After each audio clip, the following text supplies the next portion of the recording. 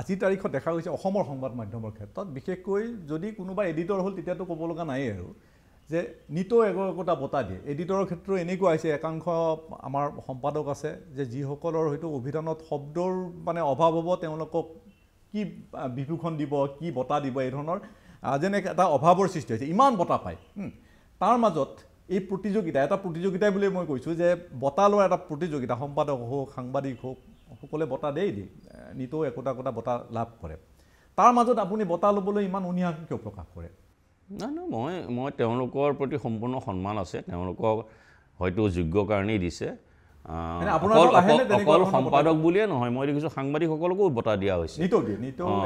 খালি অভিযোগ এটা উঠে যে বহুতে এই কাৰণেও বঁটা দিয়ে যে তেওঁলোকক দিলে হয়তো সেই সংবাদ মাধ্যমকেইটা সক্ৰিয় হৈ তেওঁলোকৰ অনুষ্ঠানবিলাকো কভাৰ কৰিব দুই পক্ষৰ হয়তো এটা বেলেগ লক্ষ্য থাকে কিন্তু সম্পাদকসকল যোগ্য বুলিয়ে হয়তো বঁটা দিয়ে বা সাংবাদিকসকল যোগ্য বুলিয়ে বঁটা দিয়ে খালি মই এটা কথা মোৰ ব্যক্তিগত হেৰি যে মানে মই কেতিয়াবা ভাবোঁ যে মানুহ অভাৰ এক্সপ'জাৰ হৈ নিজৰ সৃষ্টিশীলতা আৰু হেৰি নষ্ট কৰি পেলাব নালাগে নিজৰ যিটো মূল লক্ষ্য কাৰণ মই দেখোঁ যে এই অসমীয়া যি জাতি সৰু জাতি এটা খুব ডাঙৰ জাতি বুলি কোৱা নাই মোৰ কেতিয়াবা ভয় হয় যে অভাৰ এক্সপ'জাৰ যিমানবোৰ মিডিয়া আছে টিভি আছে বাতৰি কাকত আছে সব কথাতে এটা সৰু কিবা এটা যদি আমি লক্ষ্যত উপনীত হওঁ বা সৰু কিবা এটা যদি আমি কাম কৰোঁ ইমান এক্সপ'জাৰ 10টা টিভি কেমেৰা আহে 10খন নিউজ পেপাৰ আহে ছ'চিয়েল মিডিয়া আহে ইমান এক্সপ'জাৰ এই যে সৃষ্টিশীল মানুহ যে মাজে মাজে কেমেৰাৰ সন্মুখত আহিব নালাগে বুলি কয় বা আগৰ যে কেমেৰাবিলাক আছিল ফটোগ্ৰাফিক ফিল্ম থকা সেই ফিল্মবিলাক যদি বাহিৰলৈ এক্সপ'জ কৰি দিয়া যায় তাৰ সেই ফটোগ্ৰাফ তাত উঠাৰ হেৰিটোৱে নাইকিয়া হৈ যায় গতিকে আমিও সেই লেখা মেলা কৰা মানুহবিলাক কিছু পৰিমাণে অন্ততঃ আন্ধাৰত থাকিব লাগে মই এইটো ব্যক্তিগতভাৱে ভাবোঁ আৰু সেই আন্ধাৰ নাথাকি যদি আমি পুৱা গধূলি অকল কেমেৰাৰ আগতেই থাকোঁ তেতিয়াহ'লে আমি কেতিয়ানো ভাল কাম কৰিম বা সৃষ্টিশীল কাম কৰিম এইটো মোৰ ব্যক্তিগত ধাৰণা কিন্তু হয়তো ইয়াতকৈ বেছি সক্ষম লোক আছে যিসকলে কেমেৰাৰ সন্মুখত থাকিও বা খুব বেছি ফ'কাছ হৈ থাকিও বা খুব বেছি এক্সপ'জাৰৰ মাজত থাকিও কিন্তু ভাল কাম কৰিব পাৰে এইটো মই হয়তো তাতকৈ হয়তো মোতকৈ বহুত বেছি সক্ষম লোক আছে হয় মই অন্য এটা বিতৰ্কিত বিষয়লৈ আহিছোঁ বিতৰ্কিত বিষয় বুলি এইকাৰণে ক'ব যে চুমি বৰা কাণ্ডত শেষৰ ফালে আপুনিও কিছু জড়িত হৈ পৰিছিলে জড়িত মানে বিতৰ্কৰ মাজত সোমাই পৰিছিলে মুখ্যমন্ত্ৰীয়ে এক অনুসন্ধান আপোনাৰ ঘোষণা কৰিছিলে চুমি বৰাৰ ইণ্টাৰভিউ লোৱা এই ধৰণৰ বিষয় লৈ আৰু বহুতে কৈছিলে যে চুমি বৰা চাৰেণ্ডাৰ কৰাৰ ক্ষেত্ৰত আপোনাৰ হাত আছিলে এইটো অভিযোগটো আহিছেই বহুতৰ ছ'চিয়েল মিডিয়াত দেখিছোঁ আনকি আমাৰ যিবোৰ সতীৰ্থ সাংবাদিক বা আমাৰ যিবোৰ অন্য নিউজ চেনেল তেওঁলোকেও এইটো লৈ পেলাই যথেষ্ট হুলস্থুল কৰিছে হয়তো তেওঁলোকৰ যুক্তিও আছে এইটো কথাত কিন্তু চুমি বৰাৰ ক্ষেত্ৰত কি হ'ল চুমি বৰাক প্ৰথম কথা চুমি বৰা বা তেওঁৰ যিবোৰ সংগী মই চিনি নাপাওঁ মুখামুখিয়ে হোৱা নাই আজিলৈকে কিন্তু ইনফৰ্মেশ্যনবিলাকতো আহি থাকে যে চুমি বৰাক যেতিয়া চুমি বৰা নিখোজ হৈ আছে তেতিয়া মোক এটা সূত্ৰই ক'লে আজি মই অকণমান হিণ্টছ এটা দিছোঁ যে অধিবক্তা এজনৰ যোগেৰে মই গম পালোঁ যে চুমি বৰাই বিচাৰি আছে যে তেওঁ আৰক্ষীৰ ওচৰত আত্মসমৰ্পণ কৰিব লাগে আৰক্ষীয়ে তেওঁক তেতিয়ালৈকে বিচাৰি পোৱা নাই তেতিয়া মই ক'লোঁ ঠিক আছে আৰক্ষীৰ ওচৰত আত্মসমৰ্পণ কৰক কিন্তু আত্মসমৰ্পণ কৰাৰ আগতে তেওঁ যাতে এটা ইণ্টাৰভিউ দিয়ে গতিকে মই ইণ্টাৰভিউটো কৰালোঁ আত্মসমৰ্পণ কৰাৰ আগত আত্মসমৰ্পণ কৰাৰ পিছত ইণ্টাৰভিউ কৰা নাই এইটো এটা ডাঙৰ ভুল ঘটনা ধাৰণা চবেই কৰিছে যে পুলিচে তেওঁক ধৰি পেলাই মোক ইণ্টাৰভিউ কৰিব দিলে পুলিচে এইটো ভুল কিয় কৰিব পুলিচে নিজৰ চাকৰি যাব এইটো কৰিলে গতিকে মই আত্মসমৰ্পণ কৰাৰ আগতে ইণ্টাৰভিউটো কৰালোঁ সেইটো মোৰ নিজৰ নেটৱৰ্ক তাৰপিছত মই তেওঁলোকে যিটো চাৰেণ্ডাৰ কৰিম বুলি কৈছিলেই তাৰপিছত তেওঁলোকৰ উকিলক ক'লোঁ যে ঠিক আছে আপোনালোকে এতিয়া পুলিচৰ লগত যোগাযোগ কৰক চাৰেণ্ডাৰ কৰক তো সেইটো মই তেওঁলোকৰ উকিলক জনাই দিলোঁ আৰু উকিলেও চুমি বৰাই হয়তো যিখিনি ক'ব লগা আছিলে কেমেৰাৰ আগত কৈ দিলে তাৰপিছত তেওঁলোকে চাৰেণ্ডাৰ কৰিলে তাৰপিছত পুলিচ আহি তেওঁলোকক নিজৰ জিম্মালৈ ল'লে গতিকে পুলিচৰ লগতো মোৰ যোগাযোগ নহ'ল চুমি বৰাকো মই দেখা নাপালোঁ কিন্তু ফাইনেলি গোটেই ধুমুহাটোৰ কেন্দ্ৰবিন্দুত মই থাকি গ'ল আৰু সকলোৱে এইটো ধৰণে ভাবিও যে মনোজ গোস্বামীয়ে এইখিনি মেনিপুলেট কৰিলে অমুক তমুক কিন্তু আচল কথাটো এইটো যে চুমি বৰাক পুলিচে পোৱাৰ আগতেই মই পাইছোঁ সেই কথাটো কিন্তু গৃহ বিভাগে এটা তদন্ত ঘোষণা কৰিছিলে মুখ্যমন্ত্ৰী নিৰ্দেশত এটা তদন্ত মুখ্যমন্ত্ৰীক বহুতে আমাৰ বন্ধু মহলৰ পৰা বহুতে জনালে যে এইটো পুলিচে চুমি বৰাক ধৰি আনি পেলাই মনোজ গোস্বামীক ইণ্টাৰভিউ লোৱাৰ সহায় কৰি দিলে পুলিচো ইমানো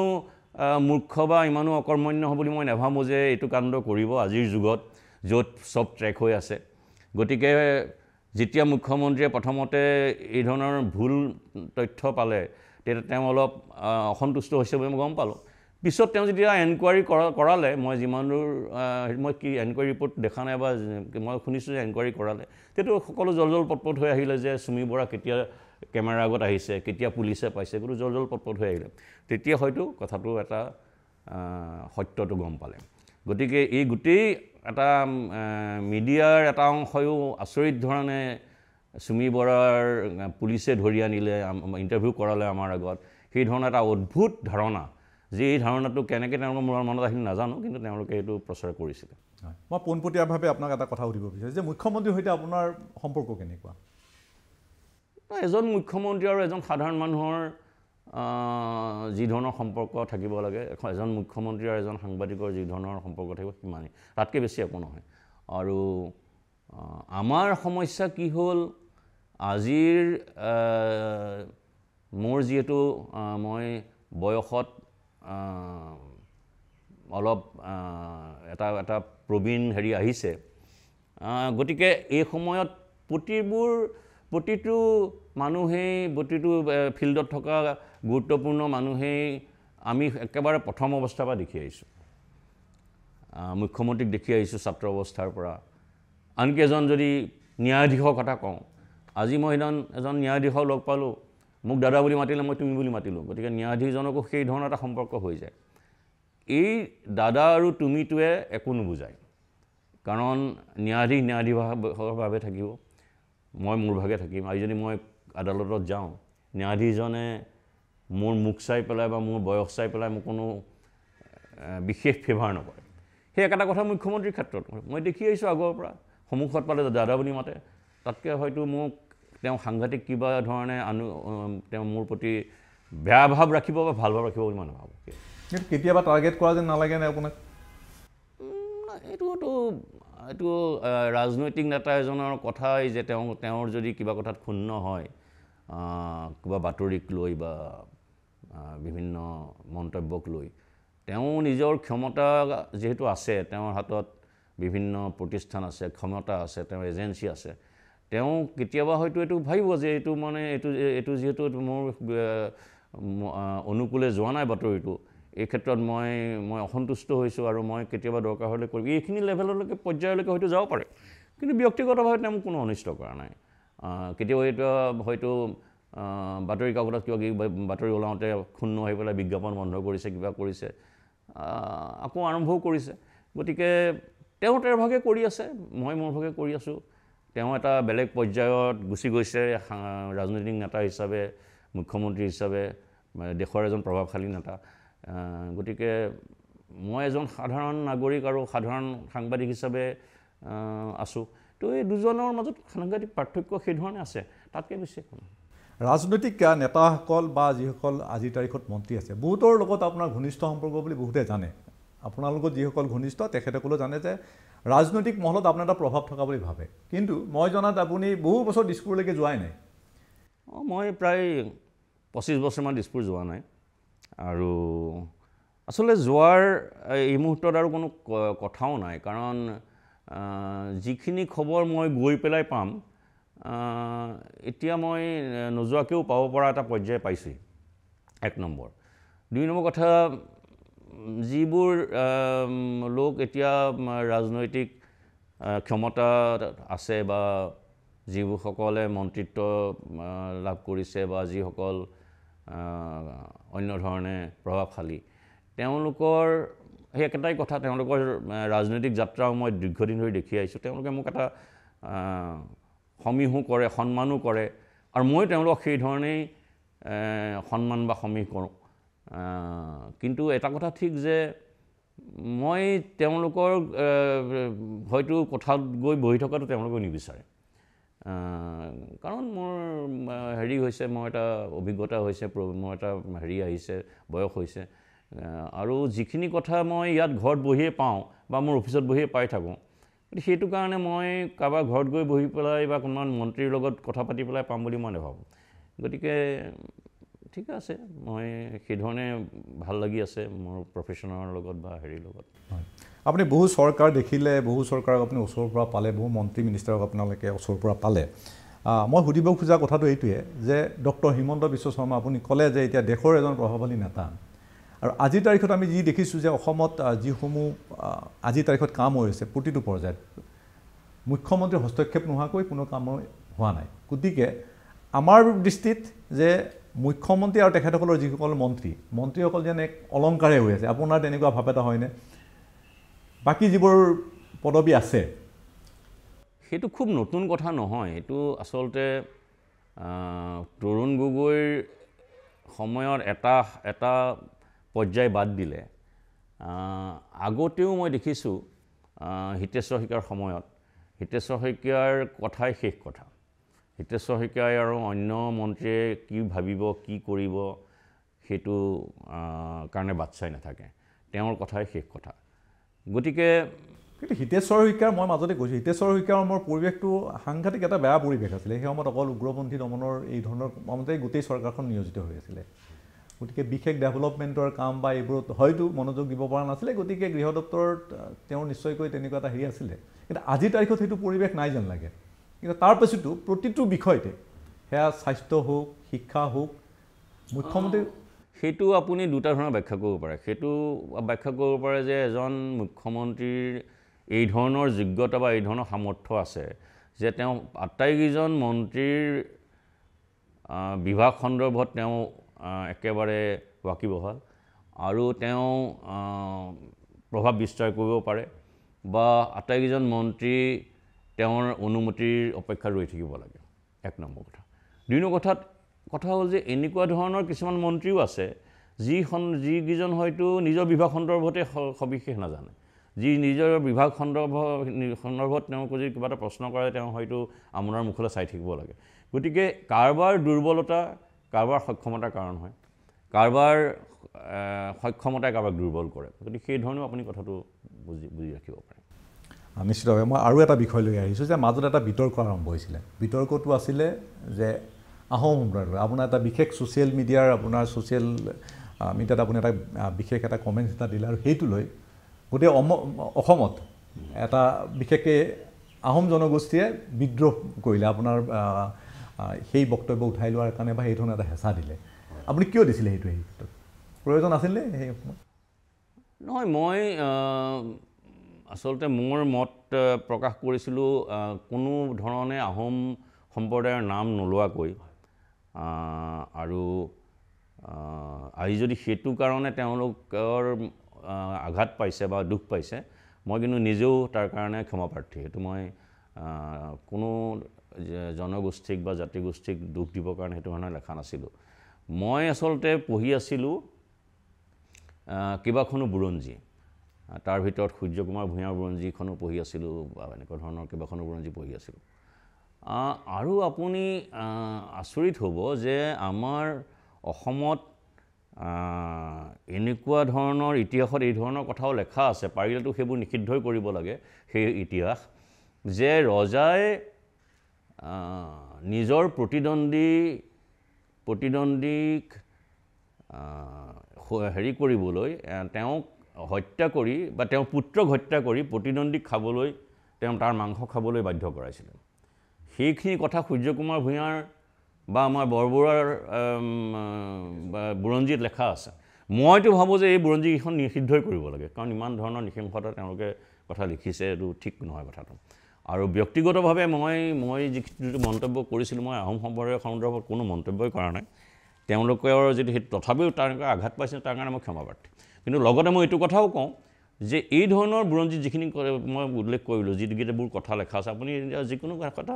লাইব্ৰেৰীলৈ গ'লে বা যিকোনো এটা সংগ্ৰহালয়লৈ গ'লে আপুনি সেই বুৰঞ্জীখন পাব এতিয়াও ধুনীয়াকৈ বুৰঞ্জীখন ৰিপ্ৰিণ্ট হৈও আছে তাত সেইখিনি কথা লেখা আছে তেতিয়া মই মানে সেই কথাটো মই লিখিছিলোঁ যে এনেকুৱা ধৰণৰ নৃশংসতা এই ধৰণৰ কথা এইটো কথা কিন্তু মই ভাবোঁ যে যদি এই কথাটোৱে মানুহক আঘাত দিছে কোনোবা জনগোষ্ঠীক কোনোবা ব্যক্তি এটা বিশেষ গোষ্ঠীক বিশেষ জাতিক তেতিয়াহ'লে মই ভাবোঁ যে এই বুৰঞ্জীকেইখনো নিষিদ্ধ কৰি দিব লাগে এই বুৰঞ্জীকেইখনৰ পৰা সেই বাক্যখিনি অন্তত এডিট কৰি দিব লাগে আঁতৰাই দিব লাগে কাৰণ মইতো ওপৰকৈ কথাটো কৈছিলোঁ মই কোনো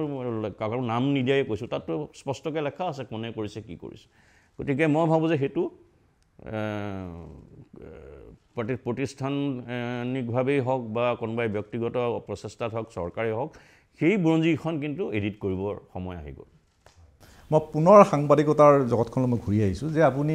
দুটাকৈ প্ৰতিষ্ঠানৰ মুখ্য সম্পাদকৰ দায়িত্বত আছে আৰু আপুনি অকণমান আগতে ক'লে যে যদি চৰকাৰৰ বিৰুদ্ধে কিবা বাতৰি পৰিৱেশন কৰা হয় তেতিয়াহ'লে চৰকাৰে বিজ্ঞাপন বন্ধ কৰি দিয়ে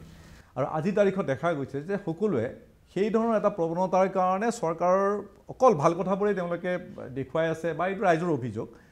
আৰু চৰকাৰক সমালোচনা কৰিব পৰা বিষয়বোৰ বিশেষ আজিকালি প্ৰকাশ নহয় গতিকে এজন সম্পাদক হিচাপে এজন মুখ্য সম্পাদক হিচাপে দুটা প্ৰতিষ্ঠানৰ আপুনি সম্পাদক সেই ধৰণৰ বাধা আপুনি পাই আছে নেকি এইটো মই কথাটো ব্যক্তিগতভাৱে ল'লে ঠিক নহ'ব মই আপোনাক গোটেইখিনি কথাই কৈছোঁ এই কথাখিনি কোৱাৰ আগতে আমাৰ মিডিয়া এই মুহূৰ্তত কেনেকৈ চলি আছে কথাটো জনা ভাল কাৰণ এক নম্বৰ কথা আপুনি ইলেক্ট্ৰনিক মিডিয়া টিভিয়েই হওক বা বাতৰি কাকত হওক দুয়োটা সাংঘাতিক ধৰণৰ খৰচী কাৰবাৰ বাতৰি কাকতৰ নিউজ প্ৰিণ্ট যিটো মূল খৰচৰ কাম সেইটোৱেই তাৰ দাম লাহে লাহে বাঢ়ি গৈ আছে বাকী আনুষংগিক পৰিবহণ দৰমহা এইবোৰতো বঢ়াৰ কথা বৃদ্ধিটো পাই আছেই সেইদৰে ইলেক্ট্ৰনিক মিডিয়াৰ ক্ষেত্ৰতো সব আনুষংগিক খৰচ বাঢ়ি গৈ আছে আৰু এইটো কথা চাওক যে এই দুইটা প্ৰতিষ্ঠানৰ লগত কিন্তু শ মানুহ জড়িত হৈ আছে সকলোৰে কাৰোবাৰ জীৱিকা নিৰ্বাহ তাৰ যোগেৰে হৈ আছে ইপিনে হৈ আছে কি আমি য'ৰ পৰা আমি ৰেভিনিউ পাওঁ ৰাজহ পাওঁ সেই বিজ্ঞাপনৰ ক্ষেত্ৰতো লাহে লাহে সংকুচিত হৈ আহি আছে একটো হ'ল সংখ্যাতকৈ বেছি বাতৰি প্ৰতিষ্ঠান দুই হ'ল ক'ভিডৰ পিছত হওক বা বিভিন্ন অৰ্থনৈতিক কাৰণে হওক কোম্পানীবিলাকে কৰ্পৰেটবিলাকে নিজৰ বিজ্ঞাপন ব্যয় হ্ৰাস কৰি আহি আছে গতিকে সকলোৱে জনা কথা যে সকলোবোৰ প্ৰতিষ্ঠানৰ কাৰণে চৰকাৰী বিজ্ঞাপন এটা লোভনীয় কাৰবাৰ হৈ পৰিছে গতিকে এনেকুৱা ঘটনাওতো হৈছে যে আমি গৌৰৱ কৰা এটা প্ৰতিষ্ঠানৰ বাতৰি কাকত প্ৰতিষ্ঠানৰ কোনোবা এটা চৰকাৰৰ বিৰুদ্ধে বাতৰি ওলোৱাৰ কাৰণে তেওঁলোকৰ কাৰ্যবাহী সম্পাদকজনক অপসাৰিত কৰা হৈছে আৰু যিটো প্ৰতিষ্ঠানক লৈ আমি গৌৰৱ কৰোঁ গতিকে মই চৰকাৰকো দোষ দিয়া নাই প্ৰতিষ্ঠানকো দোষ দিয়া নাই মই গোটেই সামগ্ৰিক পৰিৱেশটোৰ কথা কৈছোঁ কাৰণ সেই বাতৰি কাকত প্ৰতিষ্ঠানটো বাধ্য হৈছে কাৰণ যদি বিজ্ঞাপন বন্ধ হৈ যায় তেতিয়াহ'লে তেওঁলোকৰ লগত জড়িত হৈ থকা 1000 মানুহ তেওঁলোকৰ দায়িত্ব কোনে ল'ব গতিকে তেওঁলোকে কি কৰিছে সহজ কাম যিজনে বাতৰিৰ দায়িত্বত আছিল সেই সম্পাদকজনকে আঁতৰাই তেওঁ কৰ্তৃপক্ষক সন্তুষ্ট কৰাৰ এটা চেষ্টা কৰিছে গতিকে ইমান এটা এষ্টাব্লিছড হৈ মানে এটা সাংঘাতিক প্ৰতিষ্ঠিত সংবাদ মাধ্যমৰে যদি এইটো অৱস্থা হয় নতুনকৈ উঠি অহা সংবাদ মাধ্যমৰ অৱস্থা কি হ'ব গতিকে সেই গোটেই কথাটো গম পাই আচলতে জানিয়েই মানুহে আচলতে সমালোচনাটো কৰিব লাগে দ্বিতীয় কথা পাঠকে আজি এখন কাগজৰ বাতৰি কাকতৰ দাম 10 টকা বা 15 টকা বুলি ধৰিলোঁ সেই 15 টকা কাগজখনৰ খৰচ কিন্তু উৎপাদনৰ খৰচ হয় কিন্তু 10 টকা ক্ষমা কৰিব কাগজ এখনৰ দাম 10 টকা উৎপাদনৰ ব্যয় হয় 15 টকা বা 13 টকা অৰ্থাৎ প্ৰতিখন কাগজ বিক্ৰী কৰোঁতে 3 টকা লোকচান হয় কিন্তু পাঠকে আকৌ সেই কাগজখন কিনিবলৈও 10 বাৰ হয় যে মই 10 টকা দি বাতৰি কাকতখন কিনিম নেকি আজি বাতৰি কাকত কি আছে একো নাই তেওঁলোকে আগতে ধাৰণা লৈ লৈছে বাতৰিখন নিকিনো বুলি গতিকে পাঠক আজি 2.5 কোটি অসমীয়া বা মই 2 কোটি অসমীয়া মানুহ বুলি যদি ধৰিলোঁ অসমৰ মানুহ বাতৰি কাকত সব মিলাই বিক্ৰী হয় কালি মুখ্যমন্ত্ৰীৰ কথাটো বিচাৰ নহয় বাতৰি কাকতৰ চাৰ্কুলেশ্যন খুব কমি আহিছে সব মিলাই গোটেই অসমত 1.5 লাখ কপি বিক্ৰী নহয় দিনটোত অৰ্থাৎ 1% মানুহে বাতৰি কাকত নপঢ়ে গতিকে এই যে পাঠকৰ অনীহা পাঠকে এটা অজুহাত বনাই লৈছে যে নাই আমি বাতৰি কাকত এই কাৰণে নপঢ়োঁ এটা বনাই লৈছোঁ অজুহাত এটা আজি যদি মই আপুনি গেৰাণ্টি দিব পাৰিবনে মই যদি চৰকাৰৰ বিৰুদ্ধে 100টা নিউজ বনাওঁ 100টা নিউজ কৰোঁ বাতৰি কাকত একেবাৰে বিদ্ৰোহেৰে ভৰ্তি কৰি দিওঁ তেতিয়াহ'লে কাইলৈ বাতৰি কাকতৰ জয়ময় অৱস্থা হ'ব নেকি মানুহে বাতৰি কাকত পঢ়িব নেকি নপঢ়ে বা সাংঘাতিক সমীক্ষাত্মক যুক্তিপূৰ্ণ লেখা লেখোঁ বিশ্লেষণাত্মক সমস্যা বৰ্ণনা কৰা বাতৰি কাকত পঢ়িব নেকি কেতিয়াও নপঢ়ে এইখিনি হ'ল মানুহে পাঠকে নিজে বনাই ল'লে যে আমি বাতৰি কাকত এই কাৰণে নপঢ়োঁ কাৰণ মই পৰাগ দাসৰ ক্ষেত্ৰত দেখিছিলোঁ পৰাগ দাসে মই এইটো কথা লিখিছোঁ ক'ৰবাত পৰাগ দাসেতো বহুত কষ্টকৈ বাতৰি কাকত উলিয়াইছিলে খুব ভাল এনালাইচিছ কৰিছিল ভাল বাতৰি দিছিল চৰকাৰক সমালোচনা কৰিছিল পৰাগে বাতৰি কাকত কিয় নচলিল পৰাগে কিয় চলাব নোৱাৰিলে বাতৰি কাকত গতিকে মানুহে এইটো কথা মানি ল'বলৈ বাধ্য হোৱা উচিত যে তেওঁলোকৰ মানসিক পৰিৱৰ্তন হৈছে তেওঁলোক এতিয়া প্ৰিণ্ট মিডিয়াৰ কাৰণে তেওঁলোকৰ সময় নাই তেওঁলোক মোবাইলত কিবা এটা পাইছে হোৱাটছআপত কিবা এটা পাইছে তাকেই তেওঁলোকে সাংঘাতিক জ্ঞান বুলি ধৰি লৈছে গতিকে তেওঁলোকৰ কাৰণে প্ৰিণ্টৰ কোনো দৰকাৰ নাই যিমানে গুণী জ্ঞানী মানুহে লেখক তেওঁলোকে কোনো গুৰুত্ব নিদিয়ে সেই ভিতৰৰ পৃষ্ঠাৰ লেখা অসমৰ সমস্যা নহয় গোটেই বিশ্বৰে সমস্যা মানে বিশেষকৈ ক'ভিডৰ পিছততো আপোনাৰ বিভিন্ন জনপ্ৰিয় বাতৰি কাকত আজি অষ্ট্ৰিয়াৰ পৃথিৱীৰ আটাইতকৈ পুৰণি বাতৰি কাকতখন বন্ধ হৈ গ'ল 320 বছৰৰ পুৰণা আজি আনন্দবজাৰ পত্ৰিকা সেইদিনাখন মোৰ তেখেতৰ জ্যেষ্ঠ এজন সম্পাদক আহিছিল তেওঁ ক'লে যে আমাৰ 17 লাখ কপি চলি আছিল এতিয়া আমাৰ 7 lakh copy less than half গতিকে প্ৰত্যেকটো বাতৰি কাকতৰে এইটো সংকট আহিছে কিন্তু এই যুক্তিও মই মানিবলৈ নিবিচাৰোঁ যে বাতৰি কাকতৰ কণ্টেণ্ট বেয়া হৈছে কাৰণ আজি টেলিগ্ৰাফ কিয় আধা চাৰ্কুলেশ্যন আধা হৈ গ'ল আনন্দবজাৰ কিয় চাৰ্কুলেশ্যন আধা হৈ গ'ল তাত কিবা তেওঁলোকে তথ্য নিদিয়াকৈ আছিল নেকি ইমান এখন সম্পূৰ্ণ বাতৰি কাকত আজি হিন্দু নিচিনা এখন বাতৰি কাকত লাহে লাহে চাৰ্কুলেশ্যন কমি আহি আছে গতিকে এইটো নহয় যে অসমৰ বাতৰি কাকত কিবা কণ্টেণ্ট নথকাৰ কাৰণে কিবা ভুল থকাৰ কাৰণেহে তেওঁলোকে পঢ়া নাই এইটো কথা ঠিক যে মানুহে এতিয়াৰ বাতৰি কাকতৰ কাৰণে মানসিকভাৱে তেওঁলোক সাজু নহয় তেওঁলোকে ইমান চিৰিয়াছ কথালৈ যাব নিবিচাৰে তেওঁলোক ডেপ্থলৈ যাব নিবিচাৰে তেওঁলোকে কোনোবা এটা সমস্যাৰ গভীৰলৈ যোৱাৰ চেষ্টা নকৰে সাংবাদিকতাৰ সমস্যা আছেই কিন্তু তেওঁলোকে পাঠকো সেই ধৰণে দায়বদ্ধ মই হওঁ মই আপোনাৰ যুক্তিটোক যদি সমৰ্থন কৰোঁ ধৰক মই বাতৰি কাকত এখন লওঁ মই বাতৰি কাকতখন পঢ়োঁ আপুনি যিটো যুক্তি দিলে যে বিজ্ঞাপন নহ'লে হাজাৰ হাজাৰ কৰ্মচাৰী দৰমহা দিব নোৱাৰিব বা এটা অনুষ্ঠান চলাই থাকিব নোৱাৰিব বিজ্ঞাপন সৰ্বস্ব হৈছে কাৰণ টিভি সম্পূৰ্ণভাৱে বিজ্ঞাপন সৰ্বস্ব গতিকে সেইটো কাৰণে এতিয়া চৰকাৰৰ বিৰুদ্ধে আপোনাৰ কথাটো যদি মই সমৰ্থন কৰোঁ চৰকাৰৰ বিৰুদ্ধে আজিৰ তাৰিখত বা চৰকাৰক সমালোচনা কৰাকৈ আমি বাতৰি কৰিব নোৱাৰোঁ এইকাৰণে যে চৰকাৰে যদি বিজ্ঞাপন বন্ধ কৰি দিয়ে কৰ্মচাৰীৰ দৰমহাৰ ক্ষেত্ৰত সমস্যা বাৰু সেইকাৰণে আমি যিসকলে ধৰক কাকত কিনি পেলাই পঢ়িছোঁ তেখেতসকলে আমি মানি ল'ব লাগিব যে আমি সদায় চৰকাৰৰ ভাল কথাবোৰে আমি শুনিম বা আমি পঢ়িম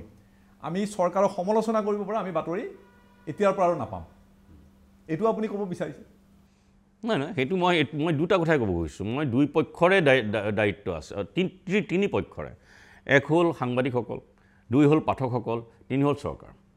এটা গণতান্ত্ৰিক ব্যৱস্থা এটা চলি থাকিবৰ কাৰণে গণতান্ত্ৰিক দেশখন চলি থাকিবৰ কাৰণে যেনেকৈ বিৰোধীৰ দৰকাৰ তেনেকৈতো এটা শক্তিশালী সংবাদ মাধ্যমৰ দৰকাৰ কিন্তু আজিৰ যুগত শক্তিশালী সংবাদ মাধ্যম চৰকাৰে বিচাৰি নিবিচাৰে সেইটো এটা প্ৰশ্ন পাঠকে বিচাৰি নিবিচাৰে সেইটো এটা প্ৰশ্ন পাঠকৰ বিভিন্ন অজুহাত আছে চৰকাৰৰ অজুহাত আছে যে যিহেতু আমাৰ সদায় সমালোচনাত্মক বাতৰি ওলায় বা নেতিবাচক বাতৰি ওলায় আমিনো কিয় তেওঁলোকক বিজ্ঞাপন দিম তেওঁলোকৰ যুক্তি আছে আৰু সংবাদ প্ৰতিষ্ঠানৰ যিসকল মালিক তেওঁলোকৰো নিজৰ হেৰি আছে কাৰণ তেওঁলোকে এই এটা সাংঘাতিক লোকচান হৈ থকা ব্যৱসায় কিয় চলাব তাতকৈ তেওঁলোকে মল খুলিব তাতকৈ তেওঁলোকে বিভিন্ন ছাপ্লাই কৰিব বিভিন্ন চৰকাৰী কাম কাজ কৰিব তো সেই ধৰণে তেওঁলোকে ভালকৈ চলিব তেওঁলোকে কনষ্ট্ৰাকশ্যনৰ কামত যাওক ইমান এটা আৰু আগৰ দৰে সেই এটা গ্লেমাৰ সেই এটা বাতৰি কাকতৰ গুৰুত্বও নাইকিয়া হৈ আছে সংবাদ মাধ্যমৰ গতিকে সকলো পক্ষৰে নিজৰ নিজৰ যুক্তি আছে কিন্তু মই ব্যক্তিগতভাৱে ভাবোঁ যে এটা গণতান্ত্ৰিক সমাজ ব্যৱস্থা গণতান্ত্ৰিক দেশখন চলি থাকিবৰ কাৰণে যিদৰে শক্তিশালী বিৰোধীৰ দৰকাৰ আছে সেইদৰে শক্তিশালী সংবাদ মাধ্যমৰ দৰকাৰ আছে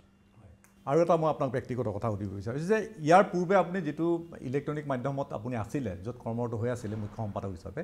সেই সময়ত তৰুণ গগৈ চৰকাৰৰ সময়ত আপুনি এটা বিশেষ জনপ্ৰিয় অনুষ্ঠান কৰিছিলে আৰু সেই অনুষ্ঠানটো সকলো ৰাইজে গ্ৰহণ কৰিছিলে চৰকাৰক আপুনি সমালোচনা কৰাৰ কাৰণে তাত সমল বিচাৰি পাইছিলে বা দেখুৱাই দিছিলে সেই অনুষ্ঠানটো যে সাংঘাতিক জনপ্ৰিয় আছিলে আজিৰ তাৰিখত তেনেকুৱা অনুষ্ঠান আপুনি নকৰে বা কৰিব সাহস নকৰে নেকি এই পৰিৱেশত নাই নাই মই তেনেকুৱা অনুষ্ঠান কৰিবলৈ মই সাজু ইয়াত দুটা গুৰুত্বপূৰ্ণ কথা আছে এটা হ'ল কি যে অসমীয়া মানুহৰ নিজকে সমালোচনা কৰা বা সমালোচনা কৰা বা নিজকে হাঁহা বা নিজৰ যিটো ৰসবোধটো অসমীয়া মানুহ খুব কমি আহিছে আৰু এই ৰাজনৈতিক মহলক আপুনি কিয় আপুনি দোষ দিয়ে সাধাৰণ মানুহকে যদি আপুনি আপুনি হিউমাৰ কৰে বা ৰসবোধ আপোনাৰ হেৰি কৰে আপুনি তেওঁলোকে আজিকালি বৰ সহজভাৱে নলয় গতিকে ৰাজনৈতিক নেতাইতো নল'বই কাৰণ সময় পৰিৱৰ্তন হৈ আহি আছে গতিকে আমি যেতিয়া সুপতি কৰিছিলোঁ ৰাজনৈতিক পলিটিকেল চেটাৰ হিচাপে তেতিয়া কিন্তু মানুহে গ্ৰহণ কৰিছিল সময়টো অলপ বেলেগ আছিল আৰু মানে এটা দশকত পৰিৱৰ্তন হৈ গ'ল ৰাজনৈতিক দৰ্শনো বেলেগ আছিল ৰাজনৈতিক হেৰিও বেলেগ মই যথেষ্ট তৰুণ গগৈ লৈ আমি প্ৰতি সপ্তাহতে এটা সুপতি কৰিছিলোঁ তৰুণ গগৈক আমি ব্যংগ কৰিছিলোঁ সেই ব্যংগ গ্ৰহণ কৰাৰ ক্ষমতা আচলতে অকল আপুনি ৰাজনৈতিক নেতা বুলি নকওঁ মানুহৰো কমি আহি আছে মানুহৰো সেই ব্যংগ চেটাৰ গ্ৰহণ কৰা ক্ষমতা কমি আহিছে মানুহ সেন্সিটিভিটি মানুহৰ কমি আহিছে কিন্তু সেই ব্যংগৰ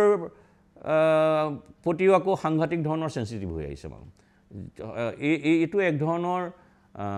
সাংঘাতিক ধৰণৰ আত্মকেন্দ্ৰিকতাৰ ফলতে হৈছে বুলি মই ভাবোঁ অৰ্থাৎ আপুনি ক'ব বিচাৰে যে এটা দশকত এই পৰিৱৰ্তন হৈছে কাৰণ এটা দশক পূৰ্বে আমি পাইছিলোঁ সেইটো আপোনাৰ পৰা পাইছিলোঁ আৰু এটা দশকৰ পিছত এটা দশক মানে বৰ কম সময় নহয় এটা দশক মানে কিন্তু সাংঘাতিক বেছি আজি যে আপোনালোক কথা পাতি আছোঁ আজিৰ এটা দশকৰ পিছত আপোনাৰ সমাজত কি পৰিৱৰ্তন হয় ৰাজনীতিত কি পৰিৱৰ্তন হয় আপুনি কোনো ক'ব নোৱাৰে কাৰণ মইতো সেইদিনাখন কোনোবা এখন সভাত কৈছোঁ যে স্কুলৰ এখন কলেজত নে স্কুলত মই ক'বলৈ যাওঁতে কৈছোঁ যে আজি যে ইয়াত শ্ৰেণীকোঠাত বহি আছোঁ কাইলৈ কিন্তু এই শ্ৰেণীকোঠা নাথাকিবও পাৰে যেতিয়া আৰ্টিফিচিয়েল ইণ্টেলিজেঞ্চ আহিছে মানুহৰ ডিগ্ৰীৰ কোনো গুৰুত্ব নাথাকিব পাৰে শ্ৰেণীকোঠাৰ গুৰুত্ব নাথাকিব গতিকে আমি হয়তো এই স্কুলত যে পঢ়িছোঁ এয়াই শেষ বহা হ'ব পাৰে 10 বছৰ পিছত হয়তো স্কুলৰে গুৰুত্ব নাথাকিব কলেজৰে গুৰুত্ব নাথাকিব কাৰণ মানুহৰ ডিগ্ৰীৰ গুৰুত্ব নাথাকিব সেইদিনাখন এলন মাস্কে এইটো কথাই কৈছে যে 4 বছৰ আপোনালোকে কলেজত ফূৰ্তি কৰিবলৈ গৈছে যাওক কিন্তু ডিগ্ৰীৰ কোনো কাম নাই ডিগ্ৰী দৰকাৰেই নাই মানুহ যদি স্কিল্ড হয় মানুহ যদি অন্য ধৰণে বিভিন্ন কম্পিউটাৰ চেভি হয় বা এআইত ভালকৈ কাম জানে তো মানুহক এনেই সেই ব্যক্তিজনক এনেই কৰ্পৰেটে লৈ গুচি যাব তেওঁ কাৰণ ডিগ্ৰী নাচায় তোমাৰ কি ডিগ্ৰী চাওঁ দেখুওৱা সেই বুলি কোনেও নাচায় ডিগ্ৰীৰ কোনো গুৰুত্ব এটা সময় নাইকিয়া হৈ যাব আৰু আজি 8-10 বছৰ মোৰতো লাগিছে 8-10 বছৰ নালাগি 5 বছৰ পিছতে হৈ যাব পাৰে গতিকে সমাজ 10 বছৰত সমাজ একেবাৰে ওলট পালট হৈ যায় আপুনি 10 বছৰ কম সময় বুলি নাভাবিব মানুহৰ মানসিকতাও সেই ধৰণৰ সলনি হৈ গৈ আছে গতিকে আজি এতিয়া আপুনি যদি ঘৰখনলৈ যায় আগৰ ঘৰখনত যেনেকৈ মানুহ এজন আহিলে হুলস্থুল আলহী এজন অহাৰ লগে লগে মাতবোল কৰে চাহ দিয়ে হেৰি হয় আজিতো মানুহৰ ঘৰলৈ মানুহ আলহী নাযায় আজি ঘৰৰ গৃহস্থ যদি ঘৰলৈ আহে তেওঁ ঘৰত মাতষাৰ লগাবলৈ ৰুমে সকলো সোমাই থাকে মোবাইল লৈ তো মানুহৰতো কথা বতৰাই কমি আহিছে গতিকে সব ধৰণে পৰিৱেশ সলনি হৈ আছে গতিকে মই কাকো দায়ী কৰিব নোখোজো এই পৰিৱেশটো এইটো সময়ৰ হয়তো আহ্বান এইবোৰ মাজতে যেতিয়া অসমীয়া ভাষাৰ সংকট বুলি বিষয়টো লৈ সমগ্ৰ ৰাজ্যতে বিভিন্ন ধৰণৰ আলোচনা বিভিন্ন ধৰণৰ বক্তব্য বহুতে কয় যে অসমীয়া ভাষা নাথাকিব এই ধৰণৰ সেই সময়ত কিন্তু আপুনি বিৰাট আশাৰ বাণী এটা দিছিলে যে নাই অসমীয়া ভাষা বিশ্বৰ আপুনি এটা কৈছিলে যে সৃষ্টিশীল ভাষা বা এই ভাষা খুব শক্তিশালী ভাষা এই ভাষা থাকিব আৰু সেই একেজন ব্যক্তিয়ে আজি তাৰিখত মই কিছুদিন আগত আপোনাৰ এটা বক্তব্য শুনিছিলোঁ ইয়াৰ সন্দৰ্ভত আপুনি কিন্তু সাংঘাতিকভাৱে শংকিত এআইক লৈ মই এইটো এআই কথাটো অকল অসমীয়া ভাষা বুলিয়ে মই কোৱা নাই মই একেবাৰে সামগ্ৰিকভাৱে কথাটো কৈছোঁ কাৰণ মই এটা কথা দৃঢ়তাৰে আজিও কওঁ যে আজি 61 কোটি হিন্দীভাষী আছে 20 কোটি ভোজপুৰীভাষী আছে কিন্তু তেওঁলোকতকৈ অসমীয়া সাহিত্য যিটো মান, হিন্দীৰ সাহিত্যৰ যিটো মান, ভোজপুৰী সাহিত্যৰ যিটো মান, অসমীয়া সাহিত্যৰ মান কিন্তু বহুত ওপৰত। আজি মই শংকৰ মাধৱৰ যুগলৈ যোৱাই নাই। আজি যদি মই নৱকান্ত বৰুৱা, ভৱেন শইকীয়া, হীৰেণ ভট্টাচাৰ্য, সৌৰভ চলিহা এখেতসকলৰ বা অপূৰ্ব শৰ্মা, ভৱেন বৰুৱা এখেতসকলৰ কথা কওঁ, তেওঁলোকে যি পৰ্যায়ৰ সাহিত্য সৃষ্টি কৰি আহিছে, নীলমণি ফুকন, যি পৰ্যায়ৰ কবিতা তেওঁলোকে লিখি আহিছে, সেই পৰ্যায়ৰ কবিতা হিন্দীত এই মুহূৰ্তত আপুনি যদি হিন্দী সাহিত্য চায় তাত নাই, ভোজপুৰীটো নাই। গতিকে সংখ্যাত হয়তো আমি 2 বা 2.5 কোটি, কিন্তু মই সদায় কওঁ যে অসমীয়া সাহিত্যৰ যিখিনি সমৃদ্ধি, সেই সমৃদ্ধিখিনি আমি একদম আমাৰ এটা গৌৰৱোজ্জ্বল ইতিহাস। সেইটো হ'ল এটা কথা, কাৰণ সেইটো বিশ্ব পৰ্যায়ৰ সাহিত্য। সেইটো মানুহে কোনোবাই না বুলি ক'লে মই তৰ্ক কৰিবলৈ সাজু আছোঁ। কিন্তু ইয়াৰ বিপৰীতে হৈছে কি, এই যে ধাৰাটো বা লিগেচিটো আমি এতিয়ালৈকে টানি কঢ়িয়াই আনিব পাৰিছোঁ নে নাই, সেইটো ডাঙৰ কথা। কাৰণ আমি যি ধৰণে আমি ডিজিটেল পৃথিৱীলৈ গুচি গৈছোঁ দৌৰাদৌৰিকৈ, যি ধৰণে আমাৰ মাজত কথা বতৰা নাইকিয়া হৈ আহি আছে, চৰ্চা নাইকিয়া হৈ আছে ভাষা লৈ পেলাই, আৰু কোৱাৰ লগে লগে মানুহে এটা প্ৰশ্ন ক'ব, আপুনিতো নিজৰ ল'ৰাক ইংৰাজী মিডিয়ামত পঢ়াইছে বা প্ৰাইভেট স্কুলত পঢ়াইছে। মইতো সেইটোৱে কওঁ যে প্ৰাইভেট স্কুলত মানুহ পঠাইছে এইকাৰণে তাৰ পৰিকাঠামো ভাল। তুমি প্ৰাইভেট স্কুলত অসমীয়া বাধ্যতামূলক কৰা, অসমীয়া ভাষা পাছ নকৰিলে, ছাবজেক্ট পাছ নকৰিলে পাছেই নহ'ব, উত্তীৰ্ণই নহ'ব। তুমি সেইটো কৰাৰ ব্যৱস্থা কিয় কৰা নাই? সেইখিনি কৰাৰ তুমি ব্যৱস্থা, তোমালোকে কাগজে কলমে অসমীয়া ভাষাৰ প্ৰচলন অকল ধ্ৰুপদী ভাষা কৰি থাকিলেই নহ'ব, প্ৰচলন বাধ্যতামূলক কৰক, চৰকাৰী কাৰ্যালয়ত, APSCত কৰক। গতিকে সকলোৰে দায়িত্ব আছে। গতিকে ভাষা কিন্তু এই ধৰণে যদি আমি লালন পালন নকৰোঁ, চৰ্চা নকৰোঁ, ভাষা কিন্তু মৃত্যু হ'বলৈ বেছি সময় নালাগে। কাৰণ ইউনেস্কোৰ মতেই পৃথিৱীত প্ৰতি 14 দিনত এটা ভাষাৰ মৃত্যু হয়। আৰু আপোনালোকেতো এটা সময়ত আমি জানো যে সংস্কৃতৰ কি এটা প্ৰাচুৰ্য আছিলে। আজি প্ৰাচ্যৰ পৰা প্ৰাচাত্যৰে সংস্কৃত বিয়পি আছিলে। আপুনি জাৰ্মানীতো আপোনাৰ সংস্কৃতৰ প্ৰচলন আছিলে। বাকী আমি বালি, ইণ্ডোনেছিয়া, অন্য দেশৰ কথা বাদেই দিওঁ। গতিকে সংস্কৃতৰ যিটো সমৃদ্ধি আছিল, আজি সংস্কৃতি ইউনেস্কোৰ মতে এটা ডেড লেংগুৱেজৰ ভিতৰত পৰে। তো কিয় পৰে? সংস্কৃত আজি ডেড লেংগুৱেজ কিয় হ'ল? কাৰণ সংস্কৃতে নিজৰ চৰ্চাটো এটা সীমিত মানুহৰ মাজত,